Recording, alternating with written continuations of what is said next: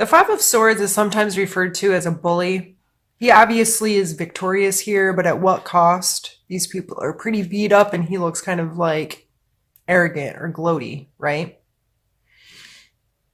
So in your physical space, there may very well come some conflict this month.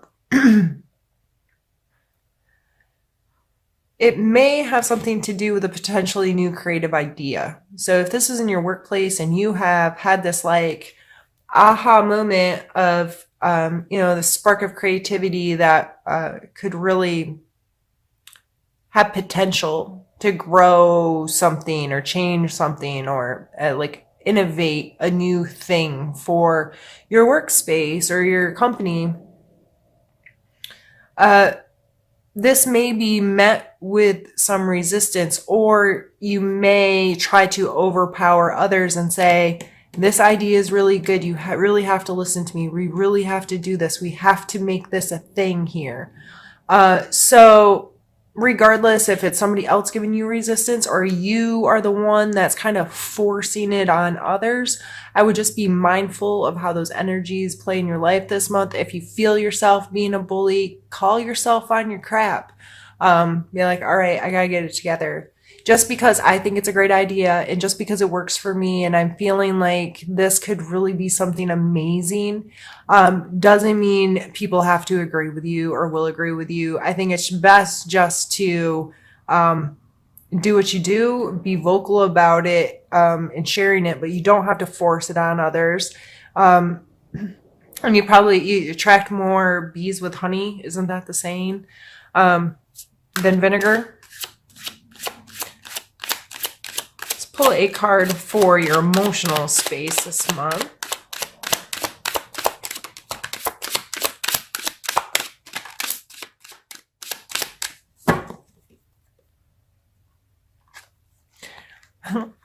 We have the Fool and the Three of Cups.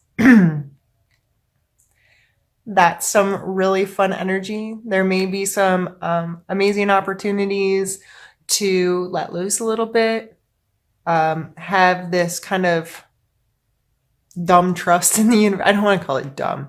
He's called the Fool, but I see the Fool as in a really, in a positive light. He is just in a place of trusting everything's going to be okay. And trusting, he also is not jaded or already carrying around a lot of stuff from the past. His little satchel is very small and his head is up. His heart is lifted towards the sky. He's in a very open stance of, I just trust that things are all gonna go the way they're supposed to go. And maybe that's why he's the Fool. But if this energy is used in smart ways, it can be beautiful.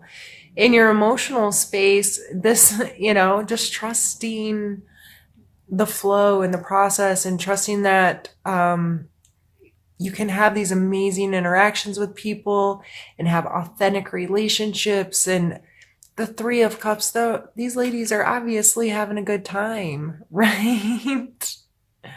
It looks like, to me, this always makes me think of the fall harvest kind of energy.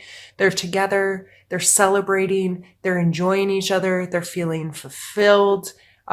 They're just connecting with each other in such a positive, celebratory kind of way. And that's how it's represented in most cards. So emotionally, there may be this very carefree willingness to explore your emotions, willingness to trust yourself and engage with people and enjoy your relationships with people. And I see that as really beautiful energy to have in your emotional space. Sometimes it's really good to just open up and allow connections and enjoy other people and allow them to enjoy you in an unencumbered, is that the word? State, and where you're just trusting the flow and going with it and enjoying it rather than trying to make all these rules and regulations and stipulations on how everything needs to go. All right, Cancer, let's pull a card for your spiritual space.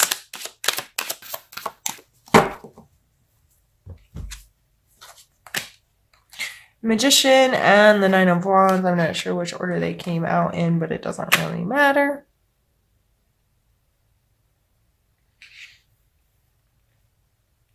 This guy follows this guy, right? 0, 1. And so it's like he's transformed into this fool that's kind of just out there trusting that it's all just going to go right, into a space of being a deliberate creator within himself. So in that, he knows he has to use all the elements. So they're all represented here on his table, and he is using his resources in a way that creates deliberately within his life. So if this is you, this is being mindful to all of your abilities. How can one skill that you didn't think related to this skill actually relate, and how can they benefit each other? And how can I pull all aspects of myself together to help manifest whatever it is I'm looking to do, whether it be in my work, my home, my spiritual place, and also using the resources of others always comes to mind, of knowing your strengths and your weaknesses and when to get cooperation or help from other people. But typically this is just you making the best of your resources and knowing what works and what doesn't, and being a deliberate creator of your life. And the 9 of Wands here shows some, they've been putting in the good fight. They've done the work. They've stood there and defended their space, why ever this conflict was happening. They're still standing. They might be a little beat up, but they are there. They're okay.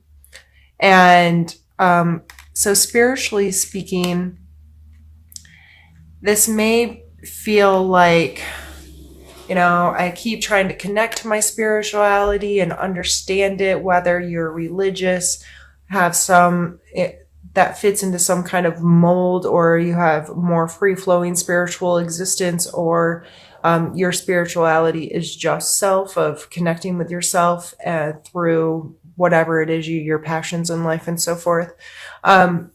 Regardless, but coming to a place where it's like, okay, this has beat me up, and maybe this is you beating yourself up for not accomplishing everything spiritually that you think you can.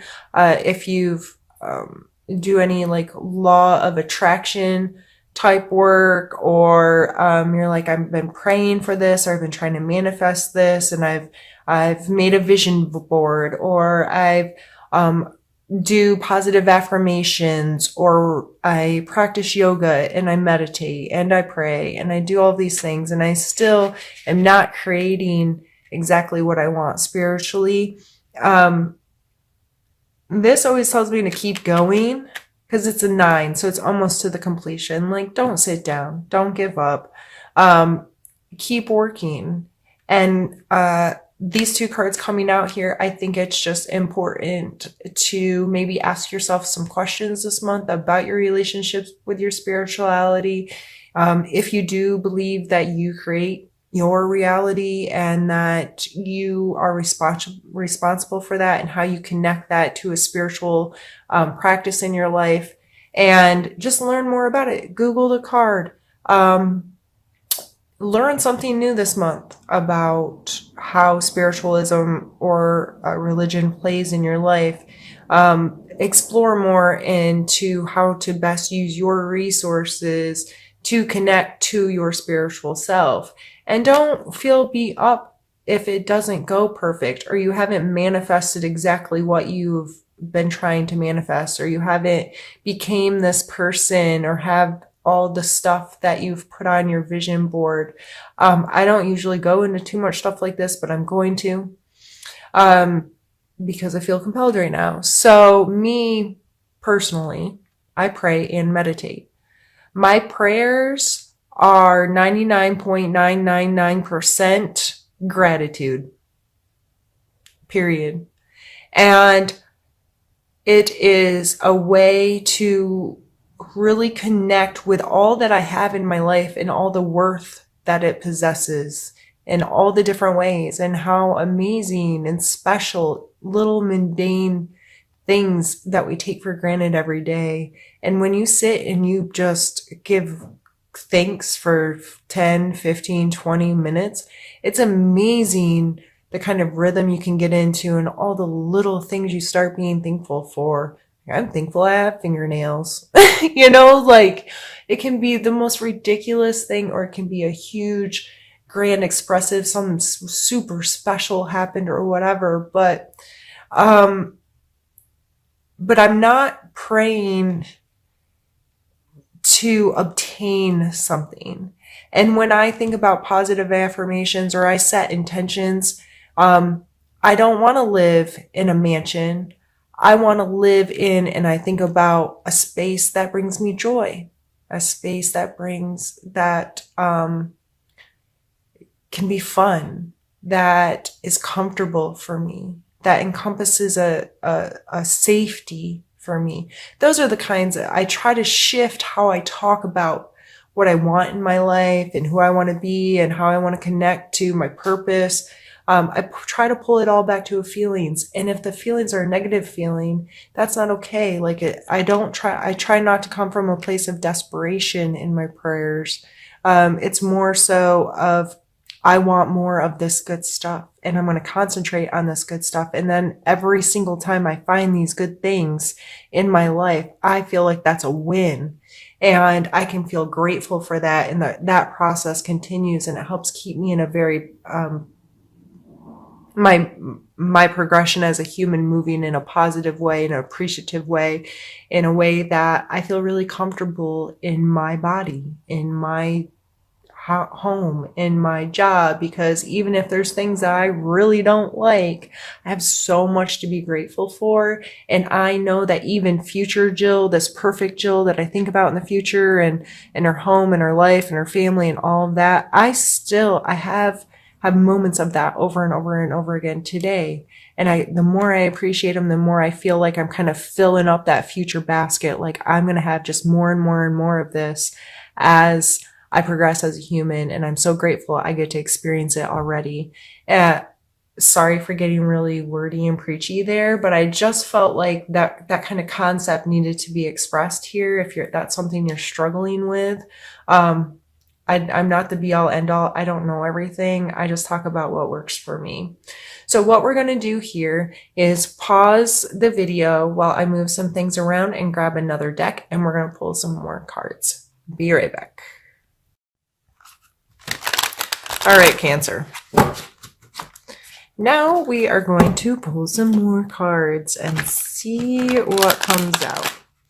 We're going to pull a card for your challenge for the month.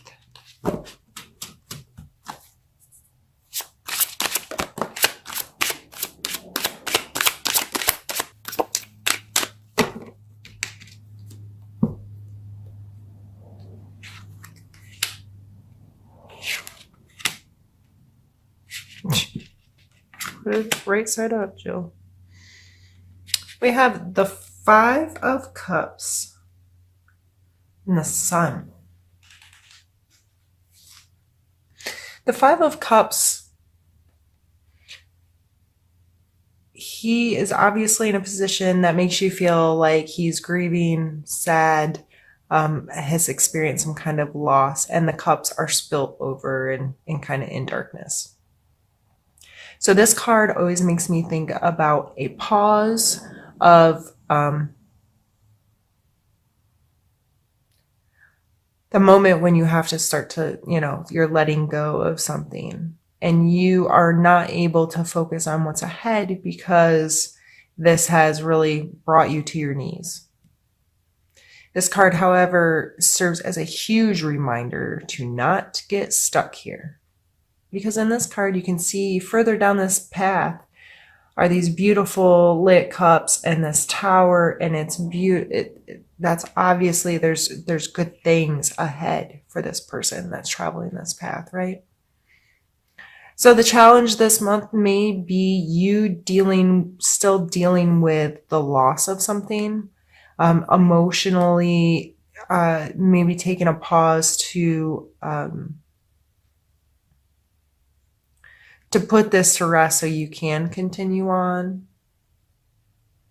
And then the sun coming out, the sun is a very joyful, expressive, feeling whole, feeling energized, feeling just beautiful, bright, sunshiny. I wonder how many people think English isn't my native language because I can't speak it. Jeez. So beautiful, sunshiny day where, you know, these people are just like, oh, yes, like that sun, that energy, that fire, that just, it gives us life, literally, right? So even though you have so many positive energies up here, it may be a challenge with dealing with some of this and really getting into a position that you can feel joyful, especially if whatever this loss is here is kind of tugging at your heartstrings. These things can be mutually exclusive, you know.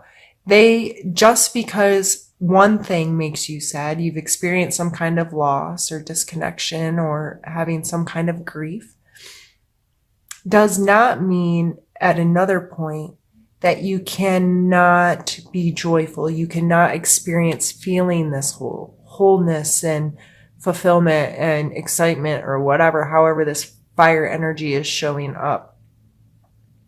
I personally, I guess we're getting personal today, Cancer, I'm sorry. I've experienced a lot of grief in my life. I've unfortunately lost some extremely important people at a young age. And I understand getting stuck. And I understand the mindset of, I can't have fun with that. I can't have fun with this because I'm supposed to be sad about this other thing. You're allowed to be happy when you're happy and sad when you're sad. Just because one bad thing happens in the morning does not mean you need to be sad all day. I'm not telling you to not give the respect to your hurt feelings or your loss and take the time when that time is there. But if something shows up, so you're sitting there feeling sorry for yourself and something amazing pops in, hello, da-da-da, wouldn't you throw a smile on your face and greet this energy, this whatever? Or are you going to sit there and be like, oh, I can't be happy to see you because I'm sad right now? That doesn't make sense. Like, they can be excluded from each other in a way where you're not being disrespectful to this energy if at moments you still feel this. And it makes me think of the movie, oh geez, I just lost the name of it. With the emotions and the little girl named Riley. What in the world is that called? Anyway, like in the complex feelings where a feeling can have more than one, or like a moment, her memories could have more than one feeling attached. Like you can be happy and sad at the same time or excited and happy at the same time. Like we're adults, we should understand that sometimes the moments are complex and you can feel loss and excitement or happiness and joy all at the same time sometimes. So, sorry to spend so much time on that. I just felt like we needed to expand a little bit and really get deep in there. Let's pull a card for your, let's see, let's do need to know.